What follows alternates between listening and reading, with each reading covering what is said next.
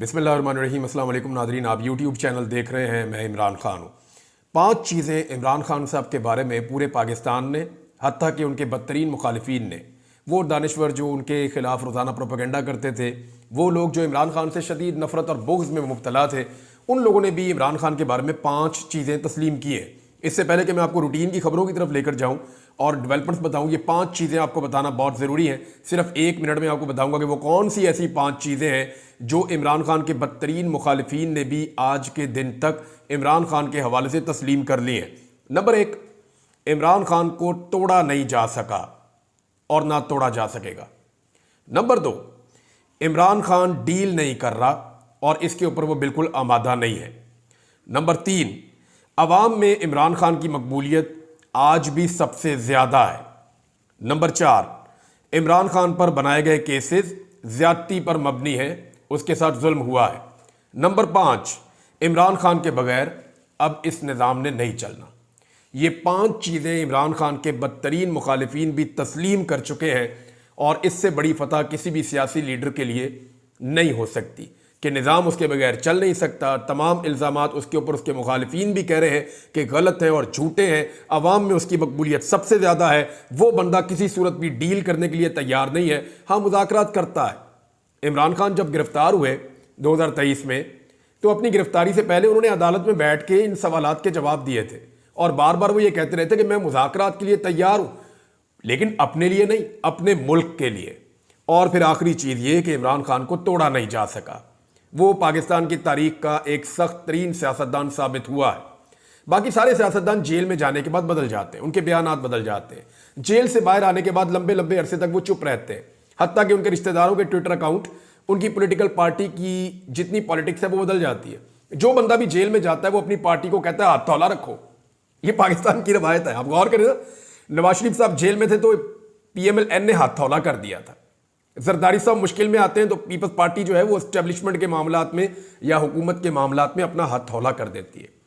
इधर पाकिस्तान तहरीक इंसाफ में उल्टी गंगा बह रही है। जेल में बैठा हुआ आदमी कहता है तुन के रखो, जेल में बैठा हुआ आदमी कहता है चढ़ जाओ, जेल में बैठा हुआ आदमी कहता है कि अग्रेसिव हो जाओ, मेरी परवाह ना करो तुम, खैर है मैं जेल में हूं, कोई मसला नहीं। 500 दिन रखा हुआ, 500 साल भी रखे, परवाह नहीं है। तो ये उल्टी गंगा बह रही है।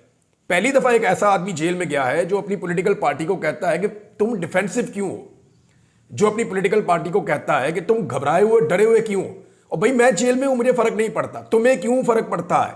हालांकि जितने लीडर भी जेल में जाते हैं वो अपनी पार्टी को कहते हैं पहले मुझे बाहर निकालो, उसके बाद फिर देखेंगे अटैक कैसे करना है।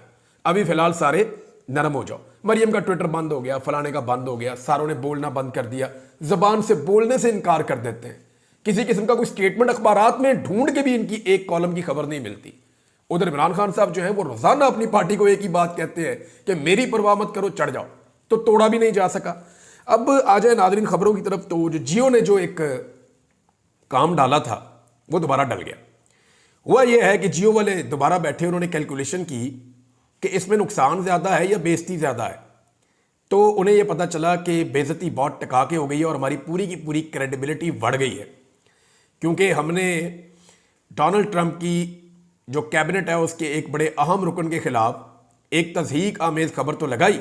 अब अमेरिका में उसको बुराई की नज़र से नहीं देखा जाता। अमेरिका में उसको ऐसे देखा जाता है हम जिन्स परस्ती, यानी ये एक खास सोच है। वो लोग कहते हैं जी ठीक है, इसकी ये सोच है, उसकी वो सोच है, कोई फर्क नहीं पड़ता। लेकिन पाकिस्तान में इसको तज़हीक समझा जाता है, आदमी को डिग्रेड करने के लिए कहा जाता है। तो जब उनको ये बताया गया जनाब टर्नल ए हो गया, तो उसने मौके पे जवाब दिया। अब उसके जवाब के बाद जियो जो है वो घबरा गया था। फिर जियो के मालिकों ने जियो की अच्छी बड़ी क्लास ली और उस क्लास के बाद डेफिनेटली यही हुआ होगा। और उसके बाद जो हुआ वो ये हुआ कि फौरी तौर पे जियो ने खबर डिलीट कर दी, जियो ने खबर तब्दील कर दी, सारा कुछ कर दिया। लेकिन फिर दोबारा से एक मीटिंग के नतीजे में फैसला हुआ कि नहीं, इज्जत जो है वो बिल्कुल ही तबाह हो गई है, चौक में नंगे हो गए, लिहाजा थोड़ी सी इज्जत बहाल की जाए। तो उन्होंने फिर दोबारा वो खबर लगाई, लेकिन अब गौर करके लगाई है और थोड़ी सी नरम करके लगाई है। तो जियो दोबारा से उसी ट्रैक के ऊपर आया। देखते हैं इसका रद्देमल क्या आता है। लेकिन एक बात बड़ी इंटरेस्टिंग हो रही है कि जो इसी बहाने कम से कम ये पता चल गया कि डोनाल्ड ट्रंप की जो आने वाली कैबिनेट है वो पाकिस्तान के बारे में क्या सोचती है। यानी अमेरिका से कोई मुदाखलत अगर पाकिस्तान में हो तो मैं उसका सबसे बड़ा मुखालिफ होऊंगा। अगर वो ये कहे पाकिस्तान में इसकी हुकूमत गिराओ और इसकी हुकूमत बनाओ, मैं सबसे बड़ा मुखालिफ होऊंगा। वो कहे फलां बंदे को छोड़ो और फलां बंदे को गिरफ्तार करो, तो मैं उसका मुखालिफ होऊंगा। लेकिन अगर वो ह्यूमन राइट्स के ऊपर बात कर रहे हैं तो वो पूरी दुनिया में करते हैं। हम भी बात करते हैं शाम के ऊपर, हम बात करते हैं कश्मीर के ऊपर, हम बात करते हैं फ़लस्तीन के ऊपर, हम बात करते हैं दुनिया में जहां जहां जुल्म होता है। इवन जॉर्ज फ्लॉयड का वाकया जब अमेरिका में हुआ था तो मैंने उसके ऊपर भी लॉक किया था। अगर अमेरिका में भी जुल्म होता है तो हम उसके ऊपर बात करते हैं और उसको कंडेम करते हैं। इसी तरह उनका भी ये राइट है कि अगर यहां पे कुछ गलत हो रहा है तो वो उसको कंडेम करें।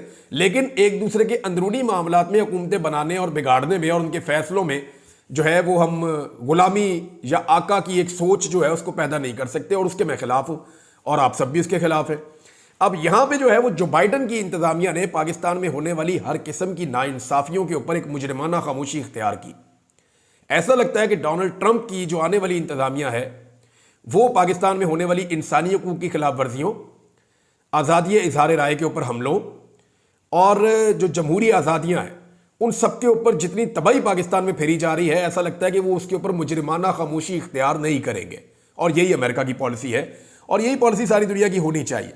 बहरहाल अब देखते हैं, लेकिन ये चीज़ क्लियर हो गई है कि अमेरिका की आने वाली एडमिनिस्ट्रेशन की सोच क्या है। और याद रखिएगा कि पाकिस्तान की एस्टेब्लिशमेंट, अगर आप इम्कानात की बात करें तो 95%